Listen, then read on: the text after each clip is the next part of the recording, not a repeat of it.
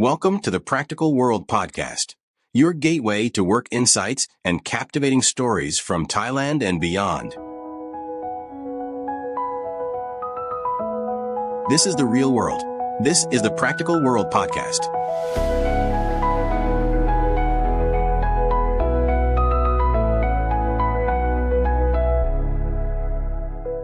Welcome to the Deep Dive. Today, we're really getting into something practical.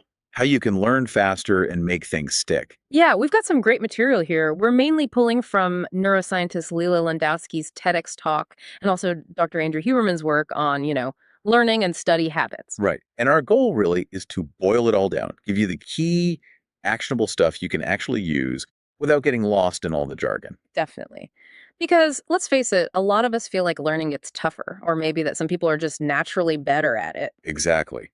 But the science we're looking at today, it kind of challenges that. It offers a different view and, more importantly, strategies. Strategies to actually improve how you learn. Okay, so Lila Landowski kicks things off with this really core idea, neuroplasticity. Mm-hmm. Basically, it's your brain's power to physically change itself, to rewire, make new connections, synapses based on what you experience. She even has this video, right, of neurons in a dish. Yeah. Reaching out with these things called growth cones to connect. It's amazing. It means your brain isn't fixed. You can shape it. Which directly tackles that whole myth about, innate talent. People like Serena Williams or Beethoven. Yeah, you assume they were just born that way. Right. But Landowski argues, and lots of research backs this up, it's mostly down to practice, hard work, perseverance. And starting young, she mentioned, often before 5. Often, yeah. Now, she does say the rate of learning might slow down a bit after childhood, and especially after your mid-20s, but learning effectively, totally possible at any age. It's not like a switch flips off. Good news for us then. And Huberman, he weighs in on learning styles, visual, auditory. Yeah, that old chestnut. Well, he says the research doesn't really support it being the best way to learn. It's less about how you get the info. And more about fighting against forgetting. He calls studying an inoculation against forgetting. I like that. Me too. So if it's not learning styles, what does work? What are the science-backed strategies? Okay, well, that's where it gets really practical. Our sources point to some key techniques. And Landowski says the absolute first step is attention. Seems obvious, but yeah. Well, she uses this neat example. Just focus on the feeling of your feet on the floor, Mm-hmm. and suddenly you notice all this stuff you weren't aware of. It shows you can consciously direct your focus. That mindfulness is key. And let's be real, our attention is under siege these days. Totally. Phones, social media. Yeah, Landowski mentions that constant context switch jumping between apps and notifications, it can actually lead to measurable attention deficits. Right. Not necessarily causing ADHD, she notes, but making sustained focus harder. So rule 1, manage the phone distractions. Sounds simple, but it's huge. Definitely. And for actually improving attention, any tips? Yeah, she suggests focused attention meditation for the long haul. Okay. But for a quick boost, get this, even 20 minutes of moderate exercise. Really? Just 20 minutes? Yeah, like a brisk walk, jumping jacks, run up some stairs. It can apparently boost attention for about 2 hours. How does that even work? Seems it increases the size of brain areas involved in learning and memory, promotes new brain cell growth, stuff like that. Wow. Okay, so exercise helps attention. What's next? Alertness. You need to be alert to actually retain information. Makes sense. If you're half asleep, nothing's sticking. Exactly. Yeah. Landowski explains this involves the fight or flight system, the sympathetic nervous system. It releases adrenaline, noradrenaline, that ramps up alertness. So how do we boost alertness besides, coffee? Yeah. Although she does mention caffeine helps. She does. Caffeine before learning or even regular use seems beneficial. But other things too. Exercise pops up again. Of course it does. Also, specific breathing techniques like Wim Hof style. Oh, interesting. And even a quick blast of cold, like at the end of your shower. Okay, maybe. So these are like little stressors. Yeah, small, brief stressors can actually enhance learning right after. But, and this is crucial, chronic stress, that's bad news. Right. Bad for learning, bad for memory. It physically changes the brain negatively. Right, totally. So it's about those short bursts, not constant pressure. Oh, and avoid studying right after a huge meal. Digestion makes you less alert. Good tip. And our alertness isn't constant, right? It goes in cycles. Right, these ultradian rhythms, roughly 90-minute cycles. You'll have peaks of alertness within that, maybe 8 to 30 minutes long. You can't be on 100% of the time. Okay, that's helpful to know. Don't beat yourself up if you zone out sometime. Exactly. Which leads us smoothly into sleep. Ah, the big one. Absolutely non-negotiable, Landowski says. And it's not just about feeling rested. It's about memory consolidation, right? Precisely. During the day, your hippocampus is like a temporary notepad holding short-term memories. Okay, like a diary. Yeah. But during sleep, that's when the brain transfers those notes into long-term storage in the cortex. So that all-nighter cram session. Totally counterproductive. You need the sleep after learning to lock it in, and sleep before learning to be alert enough to take it in. Right. Prioritize sleep. Got it. Okay, what else is key? Repetition. The old practice makes perfect. Seems basic, but why does it work neurologically? Well, remember neuroplasticity, that brain rewiring. It takes energy.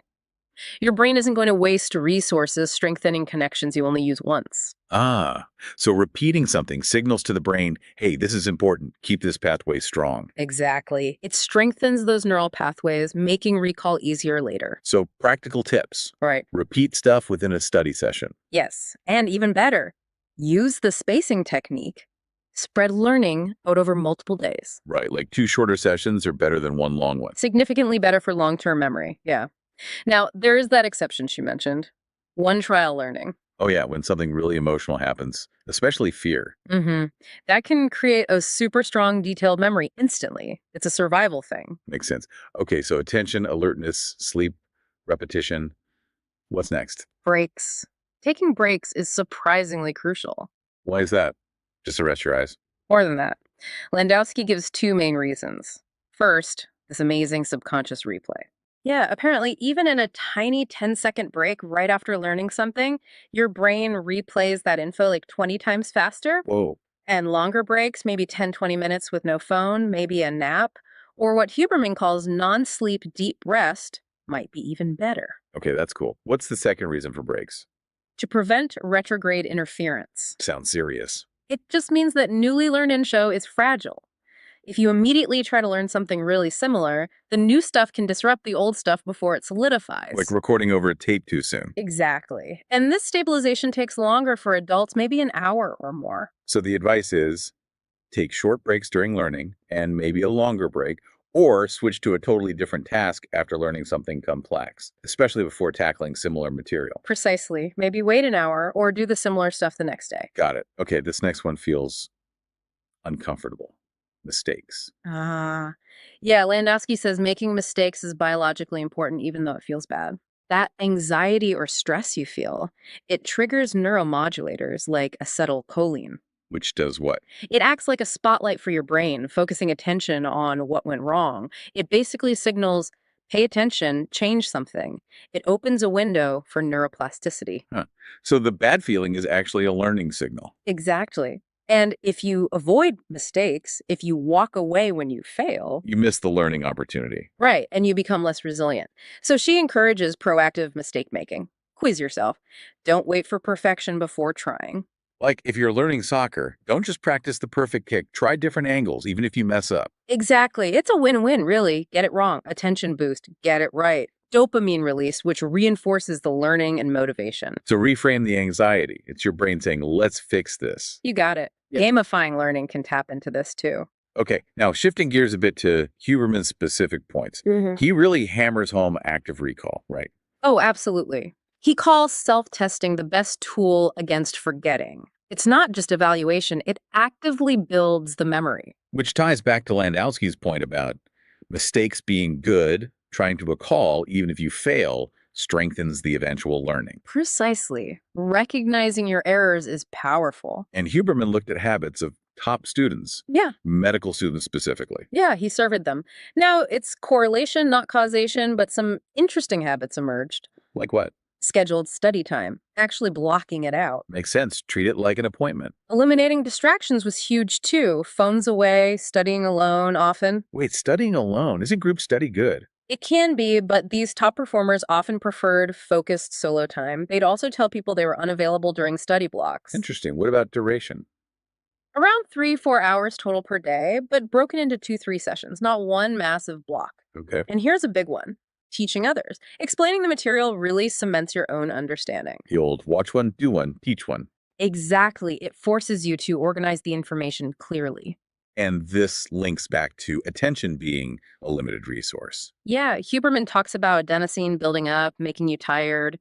Regular study times help your brain kind of anticipate and ramp up focus during those slots. Takes a few days to adapt, he says. Okay, that's practical. But he also mentioned something deeper about motivation. Right. This was really insightful. The best students often had this strong, long-term aspirational motivation. Meaning, they clearly saw how their learning connected to their bigger life goals, their family's future.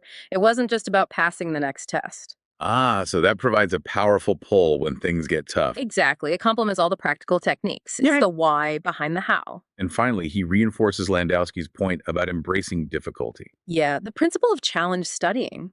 Learning that feels effortful, where you really have to grapple with it. That's where the deep understanding happens. Passive reading isn't enough. Okay, wow, that's a lot of great stuff.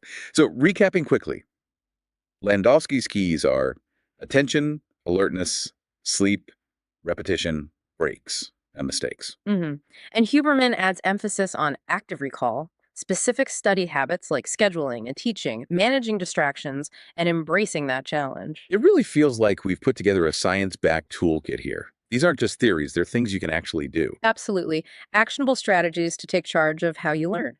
So here's a final thought for everyone listening. What if you picked just one of these ideas, maybe focusing better, or taking real breaks, or deliberately testing yourself, and really applied it next time you need to learn something? Yeah, just observe what happens. How does it change your experience, your attention? And imagine the cumulative effect. If you started layering these strategies over time, what could you achieve? It's worth experimenting with. Definitely. Your brain is capable of amazing things. Time to unlock that potential.